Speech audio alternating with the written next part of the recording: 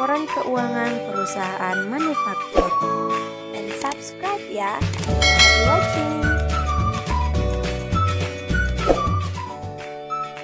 Laporan keuangan perusahaan manufaktur terdiri dari laporan harga pokok produksi dan harga pokok penjualan, laporan laba rugi, kemudian laporan perubahan ekuitas, dan terakhir itu adalah laporan posisi keuangan atau neraca.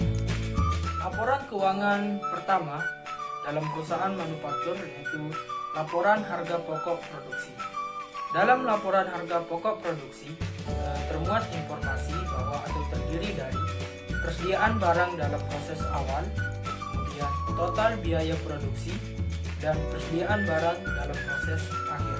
Dengan rumusan persediaan barang dalam proses awal ditambah dengan total biaya produksi dan dikurangi dengan persediaan barang dalam proses akhir. Persediaan barang dalam proses awal dan persediaan barang dalam proses akhir biasanya bisa kita lihat dalam neraca perusahaan. Sedangkan total biaya produksi itu kita harus menghitung terlebih dahulu, di mana total biaya produksi itu terdiri dari pemakaian bahan baku ditambah dengan upah tenaga kerja langsung, kemudian ditambah dengan biaya overhead pabrik.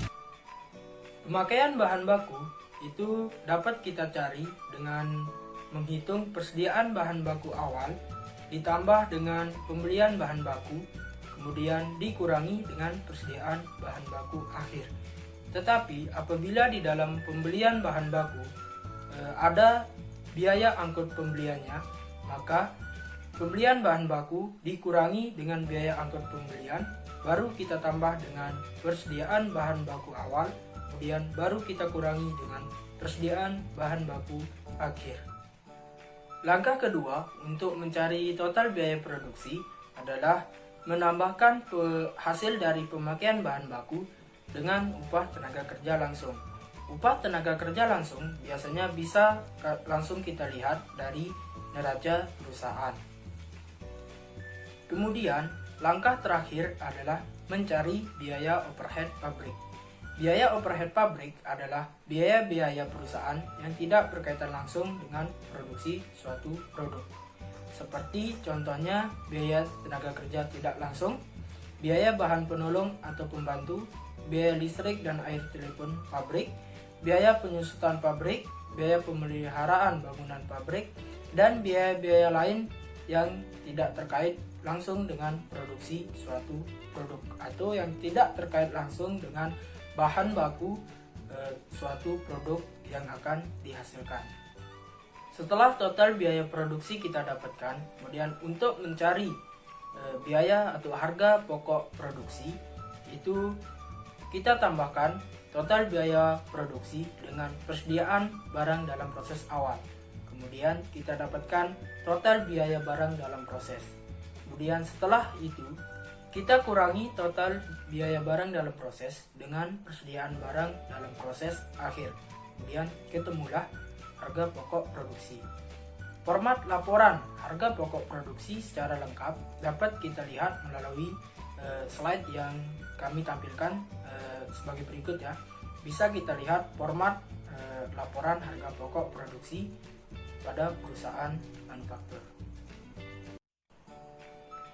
Selanjutnya kita akan mencari harga pokok penjualan atau laporan harga pokok penjualan. Untuk mencari harga pokok penjualan dalam perusahaan manufaktur itu formatnya sama saja dengan laporan harga pokok penjualan perusahaan dagang. Namun yang menjadi perbedaan mendasar antara harga pokok penjualan perusahaan dagang dan harga pokok penjualan perusahaan manufaktur adalah terletak pada penambah persediaan barang yang tersedia untuk dijual. Dalam perusahaan manufaktur, penambah barang tersedia untuk dijual itu adalah harga pokok produksi, sedangkan dalam perusahaan dagang, penambah barang tersedia untuk dijual adalah pembelian bersih. Jadi selanjutnya adalah laporan laba rugi pada perusahaan manufaktur. Laporan laba rugi pada perusahaan manufaktur tidak jauh berbeda dengan laporan laba rugi pada perusahaan jasa dan perusahaan dagang. pada laporan laba rugi perusahaan manufaktur terdapat nilai pendapatan dan beban yang nanti selisihnya akan menjadi laba rugi. Jadi di dalam slide sudah diperlihatkan sistematika penulisan dari laporan laba rugi perusahaan manufaktur.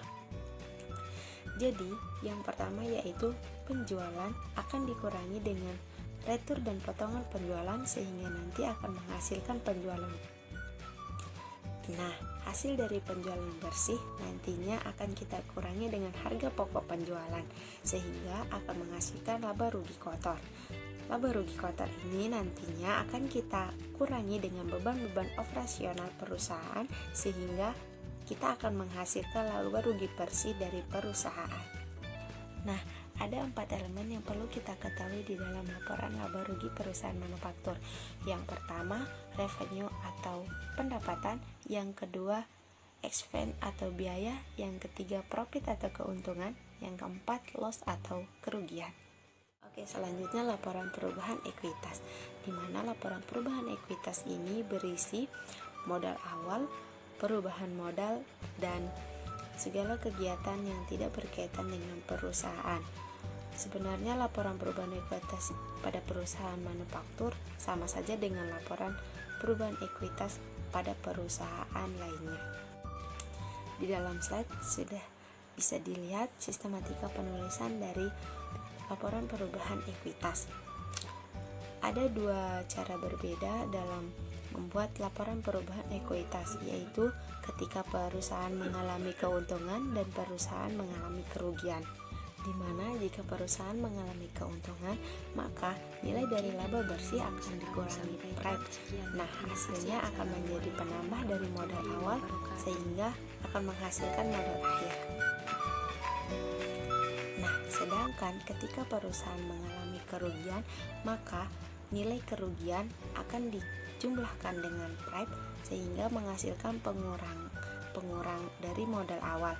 Nah, modal awal akan dikurangi hasil tersebut, lalu ditemukanlah hasil dari modal akhir dari perusahaan. Oke, jadi kita sudah sampai pada laporan yang terakhir, yaitu laporan posisi keuangan atau yang sering kita sebut dengan neraca. Jadi, neraca adalah laporan yang menunjukkan keseimbangan antara total aset dengan kewajiban plus modal secara sistematis, yaitu aset sama dengan kewajiban plus modal. Oke, jadi di dalam slide sudah ditampilkan contoh penulisan dari laporan posisi keuangan atau neraca, di mana sisi kiri akan memenuhi aset dan sisi kanan akan memenuhi kewajiban plus modal, di mana hasil akhirnya harus berupa total aset sama dengan total kewajiban plus modal. Mungkin hanya ini yang bisa kami sampaikan. Sekian dan terima kasih. Assalamualaikum warahmatullahi wabarakatuh.